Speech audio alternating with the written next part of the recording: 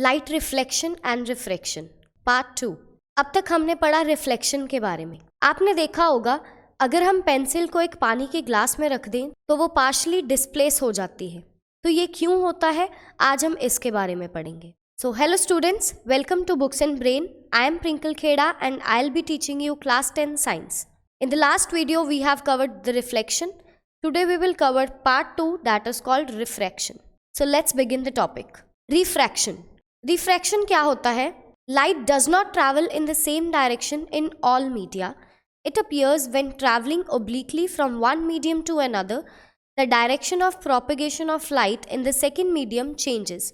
This phenomena is known as refraction of light. क्या कहते हैं कि जो लाइट है वो हर मीडिया में सेम डायरेक्शन में नहीं जाती।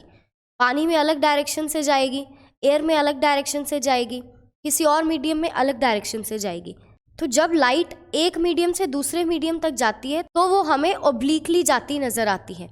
So the direction of propagation of light जो सेकेंड मीडियम में होता है वो बदल जाता है और इसी को हम बोलते हैं refraction of light. I hope it is clear.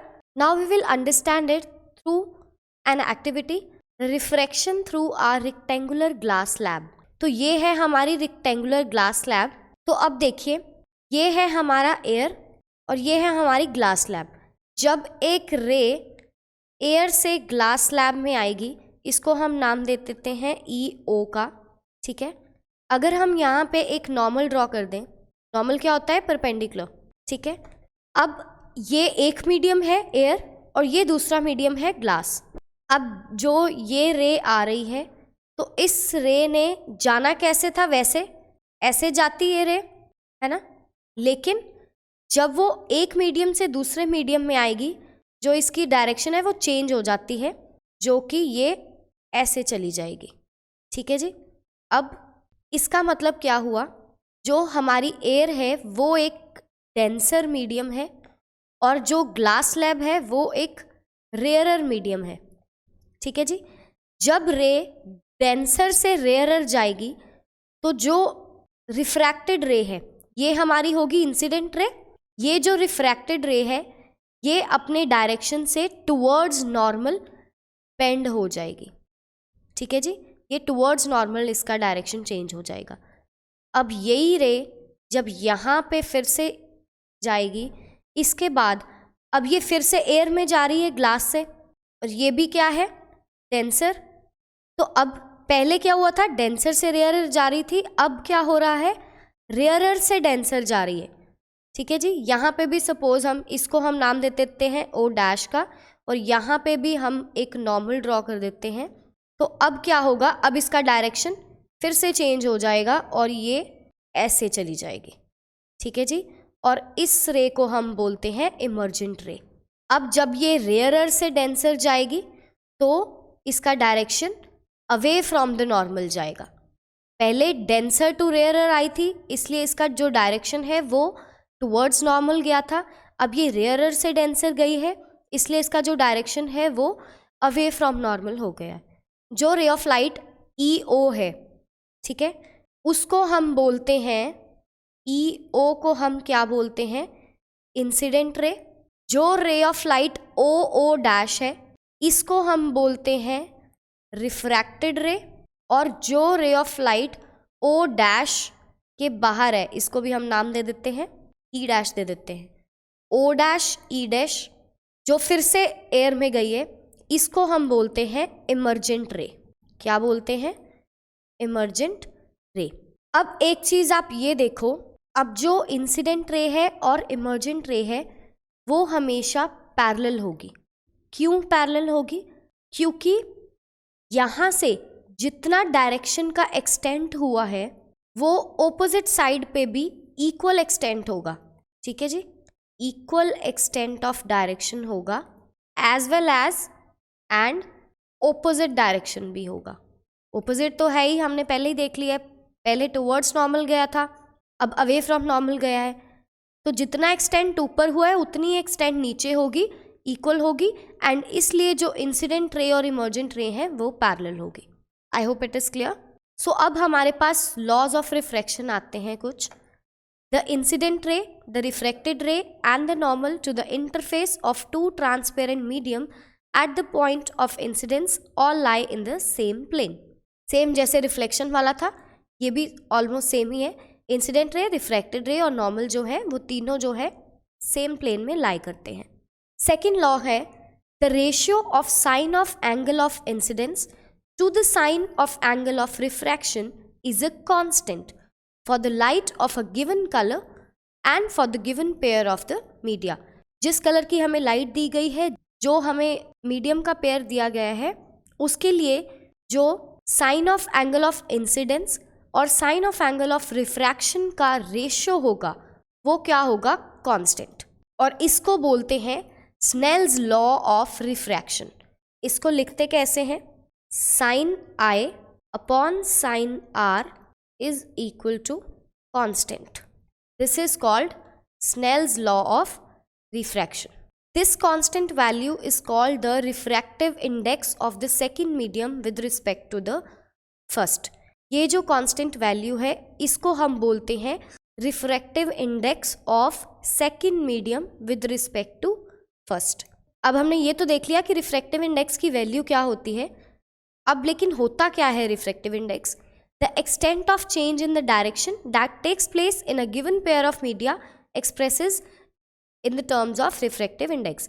कि मतलब कि जो रे है कितना डायरेक्शन उसका चेंज हुआ है उसको हम रिफ्रैक्टिव इंडेक्स के टर्म्स में लिखते हैं. नाउ हाउ टू राइट और how to calculate the refractive index. Consider a ray of light travelling from medium 1 into medium 2.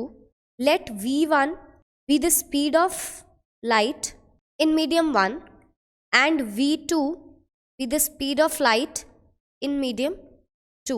So how the refractive index can be written? The refractive index of medium 2 with respect to medium 1 n21. इसको ऐसे लिखते हैं refractive index of medium 2 with respect to medium 1 is equal to speed of light in medium 1 upon speed of light in medium 2, which is equal to v1 upon v2. I hope it is clear. अब अगर हम same ही चीज़ करें और हमने n12 निकालना हो, n12 क्या हुआ? Refractive index of medium 1 with respect to medium 2. This can be written as, इसका ओपोजिट हो जाएगा अब, speed of light in medium 2 upon speed of light in medium 1. And it can be written as v2 upon v1. I hope it is clear. Let's move further. अब अगर हमारा medium 1 जो है वो एयर हो तो जो रिफ्रैक्टिव इंडेक्स ऑफ मीडियम 2 होगा वो किसके रिस्पेक्ट में देखा जाएगा? वैक्यूम के. And this is called absolute refractive index. इसको क्या बोला जाता है? Absolute refractive index. जब मीडियम 1 एयर हो तो मीडियम 2 का जो रिफ्रैक्टिव इंडेक्स होगा उसको हम बोलते हैं absolute refractive index of the medium. And it is only represented by n2. So अगर c जो है that is the speed of light in air and v is the speed of light in medium 2, so we can write it as n2 is equal to speed of light in air upon speed of light in vacuum upon speed of light in medium 2 is equal to c upon v, and this is absolute refractive index. जो absolute refractive index है इसको हम simply refractive index भी बोल देते हैं. So here ये absolute refractive index का टेबल है. काफ़ी चीज़ों के refractive index बताए गए हैं. जैसे अगर हम वाटर की बात करें तो वाटर का रिफ्रैक्टिव इंडेक्स है 1.33. इसका मतलब क्या है कि जो speed of light in air है और speed of light in water है इनका रेशियो की वैल्यू 1.33 है. सिमिलरली अगर आप रॉक सॉल्ट की बात करो इसका रिफ्रैक्टिव इंडेक्स 1.54 है. डायमंड की बात करो इसका रिफ्रैक्टिव इंडेक्स 2.42 है. ग्लास, क्राउन ग्लास की बात करो तो इसका रिफ्रैक्टिव इंडेक्स 1.52 है. तो ये बहुत सारे रिफ्रैक्टिव इंडेक्सेस दिए गए हैं. सो अब हम बात करेंगे स्फेरिकल लेंसेज की. हमने देखा था रिफ्लेक्शन में कि रिफ्लेक्शन कौन करवाता है? Spherical mirrors. और रिफ्रैक्शन कौन करवाता है? Spherical lenses. तो स्फेरिकल लेंसेज क्या होते हैं? A transparent material bound by two surfaces of which one or both surfaces are spherical forms a lens. एक ऐसा ट्रांसपेरेंट मटेरियल जो दो सर्फेसेस से बना है और एक या दोनों सर्फेसेस उसके स्फेरिकल है, उसको हम लेंस बोलते हैं। तो दो तरह के लेंसेज होते हैं, concave lens and convex lens. तो पहले हम बात करेंगे कन्वेक्स लेंस की। कन्वेक्स लेंस क्या है? Lens having two spherical surfaces bulging outwards, जो बाहर को निकला हुआ है, ठीक है, and thicker at the middle as compare to the edges, जो बीच में से ज़्यादा थिकर है, and it converges light rays, therefore also called converging lenses. ये लाइट रेज को कन्वर्ज करता है, इसलिए इसको बोला जाता है कन्वर्जिंग लेंस। अब इसमें दो स्फेरिकल सर्फेसेज हैं, इसलिए इसको डबल कन्वेक्स लेंस बोला जाता है, लेकिन हम आम भाषा में कन्वेक्स लेंस ही बोलेंगे। तो कैसा होता है convex lens? This is a convex lens which is thicker at the middle और बाहर की तरफ निकला हुआ है, bulging outwards. It converges all the rays, तो यहाँ पे ये कन्वर्ज कर रहे हैं, इसलिए इसको बोलते हैं कन्वर्जिंग लेंस। अब सेकेंड टाइप ऑफ लेंस है concave lens. Lens having two spherical surfaces curved inwards. Convex lens क्या था? कर्व्ड आउटवर्ड्स था। Concave lens curved inwards, thicker at the edges than at the middle.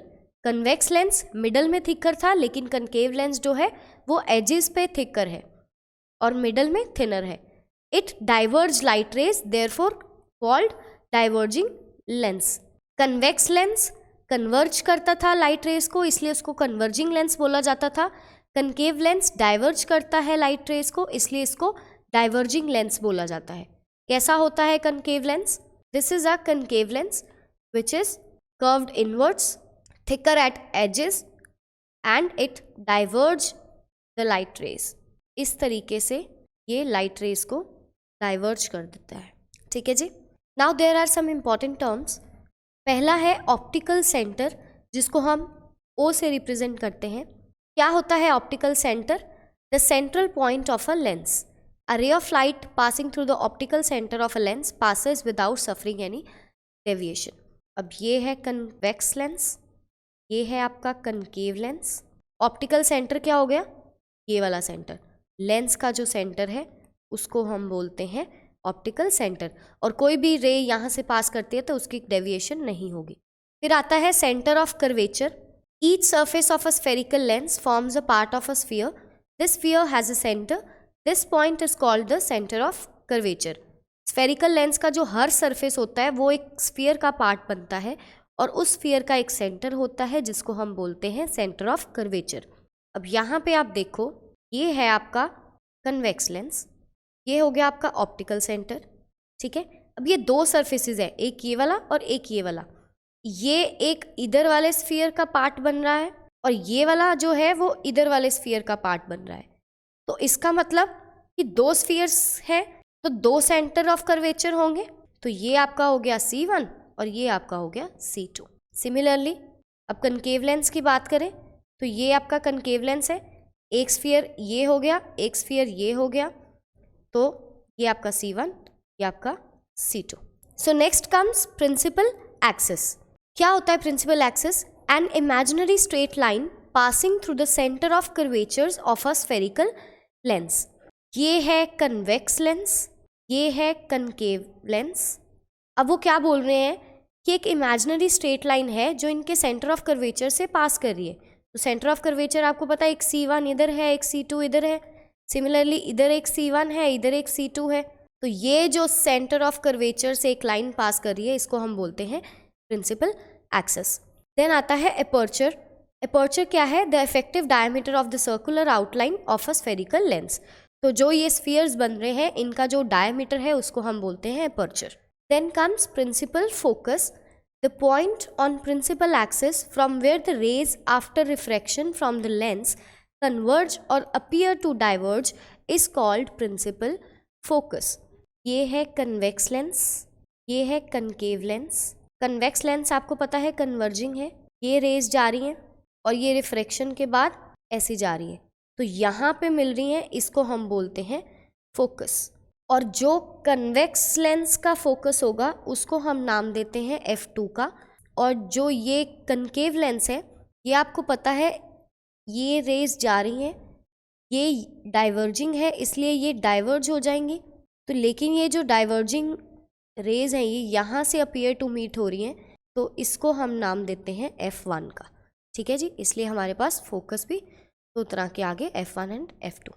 फिर आता है focal length which is denoted by small f, the distance of the principal focus from the optical centre.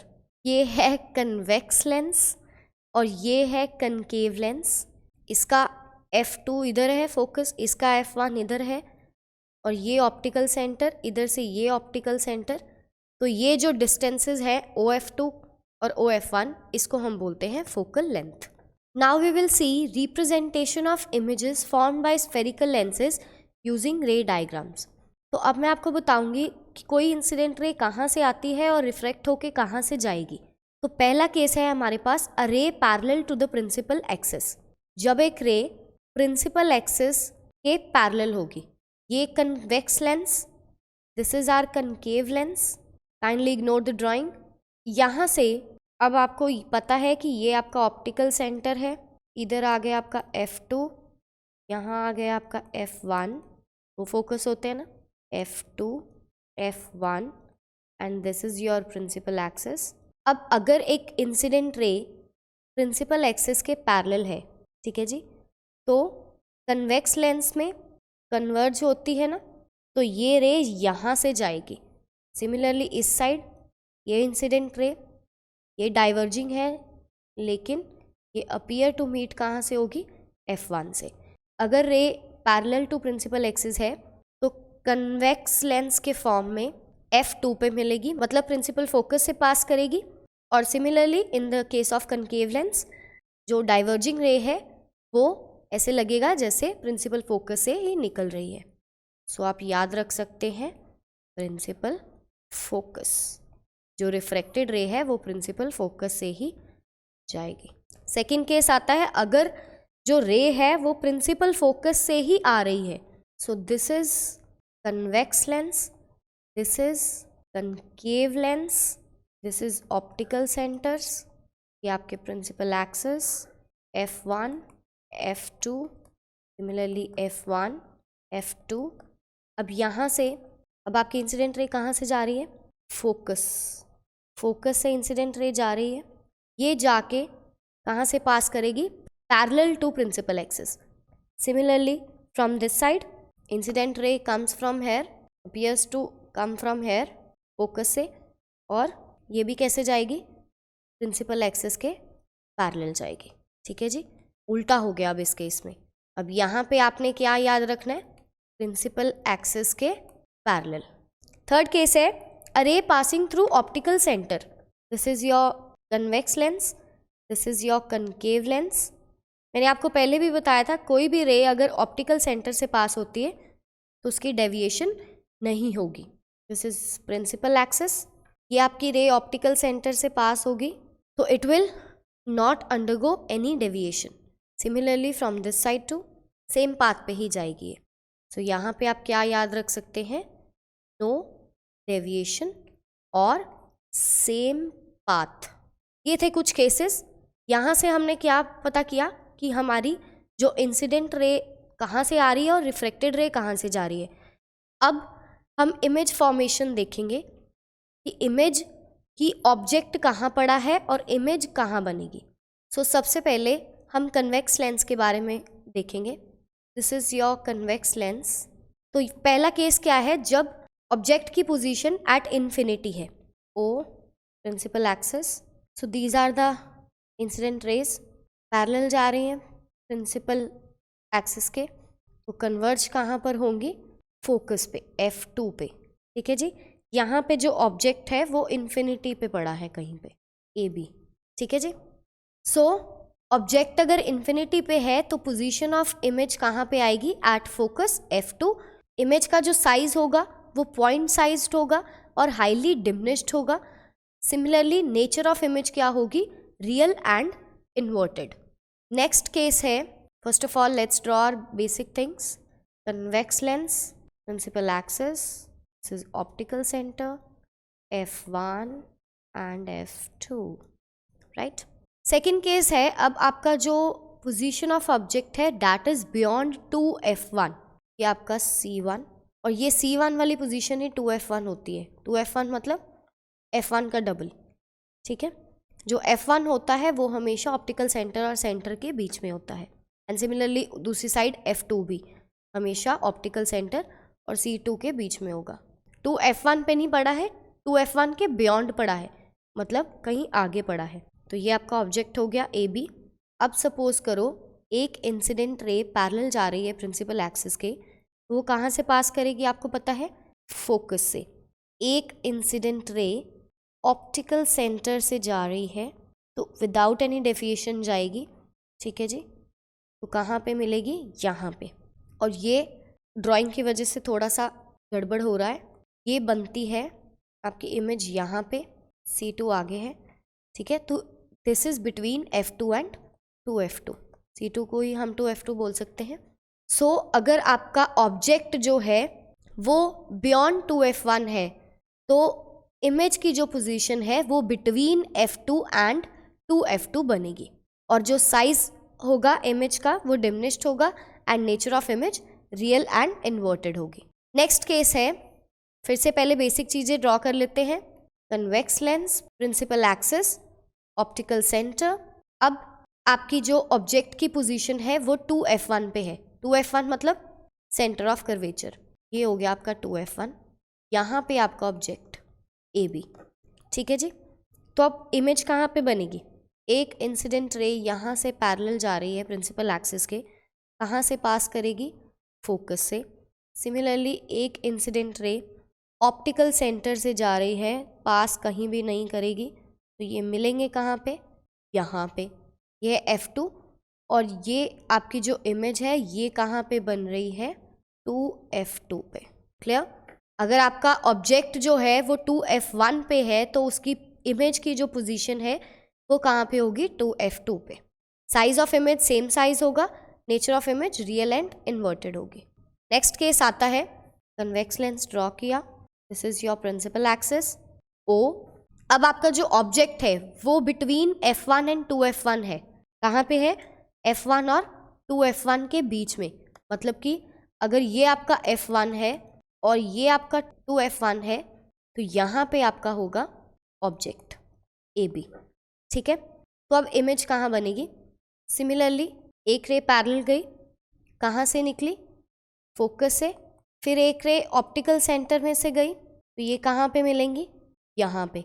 ये आपका 2F2, तो आपकी image जो बनेगी वो बनेगी यहाँ पे, and it will be beyond 2F2, मतलब कि 2F2 के बाद बनेगी, और इमेज का जो साइज होगा वो एनलार्ज्ड होगा, बड़ी होगी, और नेचर ऑफ इमेज जो है वो क्या होगी? रियल और इन्वर्टेड। इन्वर्टेड का मतलब आपको पता ही है, B' बन जाएगा। नेक्स्ट केस है, कन्वेक्स लेंस ड्रॉ किया, प्रिंसिपल एक्सिस, ऑप्टिकल सेंटर। अब आपकी जो ऑब्जेक्ट है वो F1 पे पड़ा है, ये आपका F1, और यहाँ पे आपका ऑब्जेक्ट पड़ा है AB। तो अब इमेज कहाँ पे बनेगी? सिमिलरली रे पैरेलल गई, कहाँ से निकली? F2 से, फोकस से, एक ऑप्टिकल सेंटर से निकली। तो ये क्या है? ये कभी भी मिलती नहीं है, इसलिए जो आपकी पोजीशन ऑफ इमेज है वो इन्फिनिटी पे बनेगी, और इमेज का जो साइज होगा वो बहुत एनलार्ज्ड होगा, nature of image real and inverted होगी। नेक्स्ट केस है, दिस इज कन्वेक्स लेंस। अब ये आपका प्रिंसिपल एक्सिस, ऑप्टिकल सेंटर, और पोजीशन ऑफ ऑब्जेक्ट क्या है? F1 और O के बीच में, मतलब कि ये आपका F1 और ये ऑप्टिकल सेंटर, तो ऑब्जेक्ट कहाँ पड़ा है? ये पड़ा है AB, ठीक है। सिमिलरली पैरेलल रे गई, कहाँ से निकली? फोकस से, F2 से, ऑप्टिकल सेंटर से निकली। तो ये जो है, ये जो रेज है वो पीछे मिल रही हैं, आगे नहीं मिल रही लेकिन पीछे मिल रही हैं, और इसलिए इनका जो इमेज है वो ये यहाँ पे बन रहा है A' and B'। So position of image कहाँ बनेगी? On the same side of the lens as the object. Size of image enlarged होगा और नेचर ऑफ इमेज क्या होगी यहाँ पे अब वर्चुअल और इरेक्ट होगी। इरेक्ट मतलब सीधी होगी, वर्चुअल मतलब लेफ्ट हैंड साइड पे बनेगी।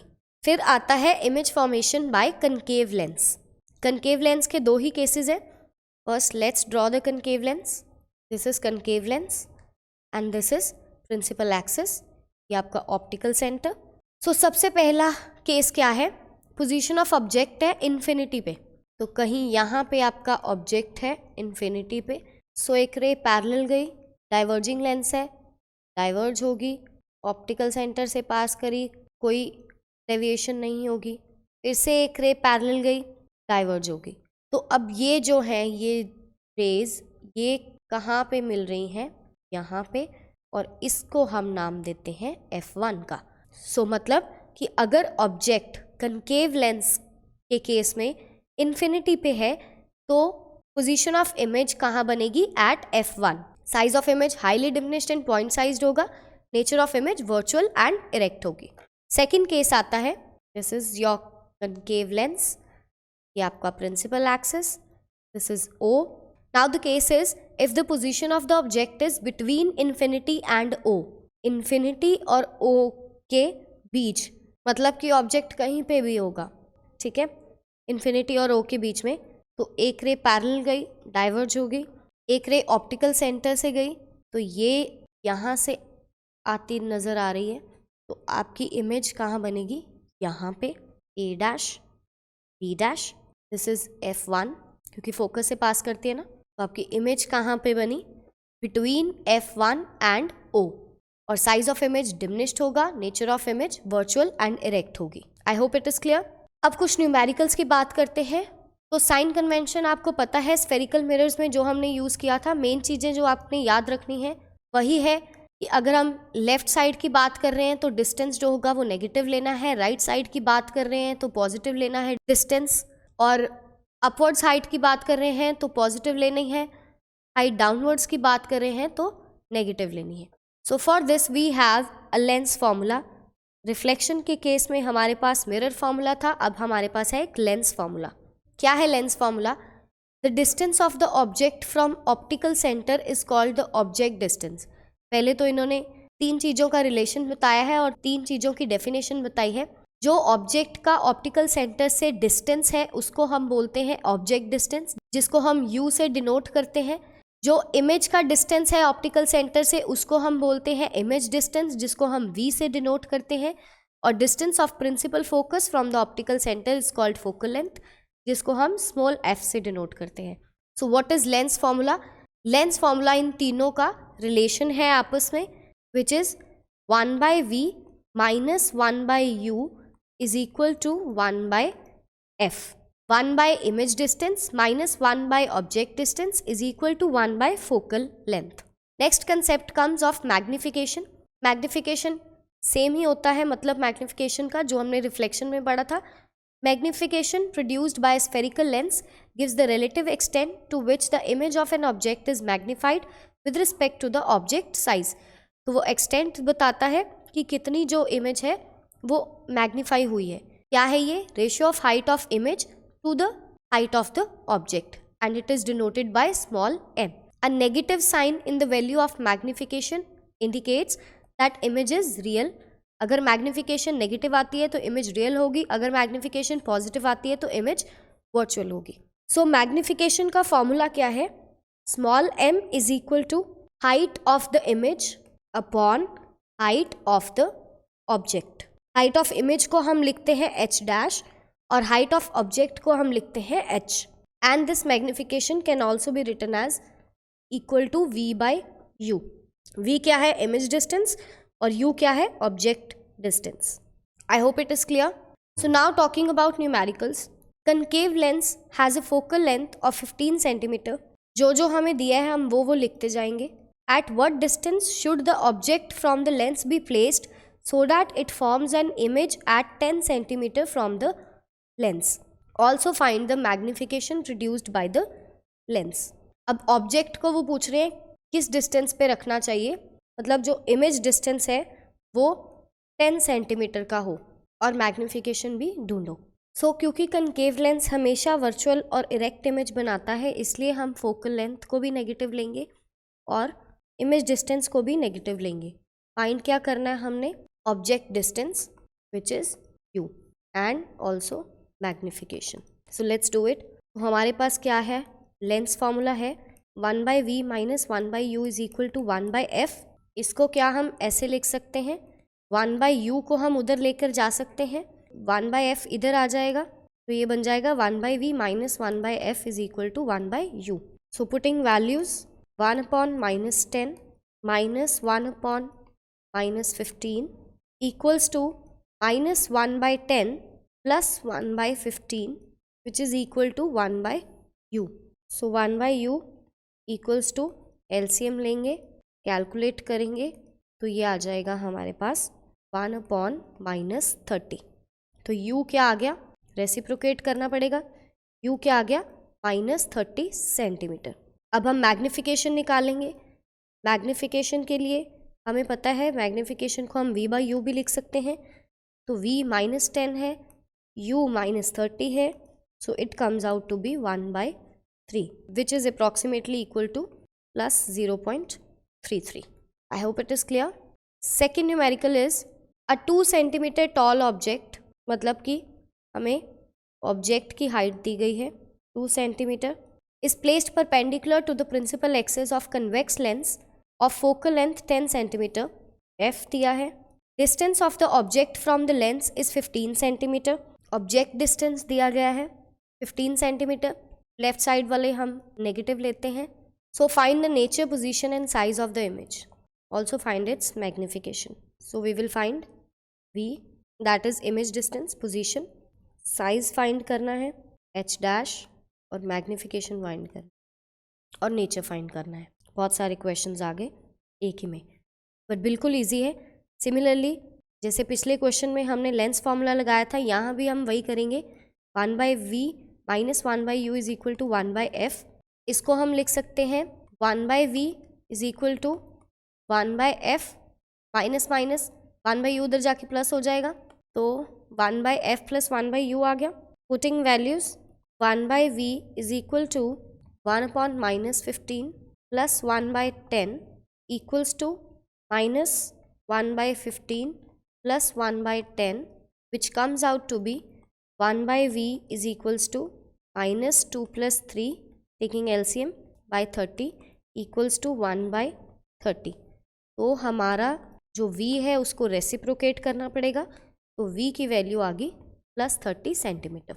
तो v की जो पॉजिटिव वैल्यू है वो हमें ये बताती है कि जो इमेज है वो ऑप्टिकल सेंटर की अदर साइड पे बनी है, इसलिए जो इमेज की नेचर होगी वो क्या होगी? Real and inverted. अब मैग्निफिकेशन को हम लिख सकते हैं h'/h which is also equal to v/u। So we can write as h' is equal to h multiply v/u। Values को पुट करेंगे तो ये आ जाएगा हमारे पास 2 multiply +30 upon -15 which will come -4.0 centimetre. और मैग्निफिकेशन ढूंढेंगे, magnification equals to v/u +30 upon -15 which comes out to be -2। I hope it is clear. अब लेंस के केस में एक और चीज़ होती है जिसको हम बोलते हैं पावर ऑफ लेंस, जिसको हम कैपिटल P से डिनोट करते हैं। क्या होता है power of lens? The degree of convergence or divergence of light rays achieved by a lens is expressed in terms of power। कि लाइट रेज की जो कन्वर्जेंस और डाइवर्जेंस की डिग्री है उसको हम पावर की टर्म्स में लिखते हैं। The power of a lens is defined as the reciprocal of its focal length. Power of a lens क्या होता है? Reciprocal of its focal length. We can write it as P is equal to 1/f। The SI unit of power of lens is diopter, which is denoted by capital D। I hope it is clear। If small f is expressed in meters, then the power is expressed in diopters। ठीक है, अगर small f meters में है तभी वो diopters में आएगी। So 1 diopter is the power of the lens whose focal length is 1 meter। एक diopter उस लेंस की पावर होगी जिसकी फोकल लेंथ 1 मीटर है। और कन्वेक्स लेंस की पावर पॉजिटिव होती है, कनकेव लेंस की पावर नेगेटिव होती है। Clear? So thank you, this was all for today and here we have completed our chapter. We'll meet in next video with the new chapter. So for more videos, please subscribe Books and Brain. Thank you.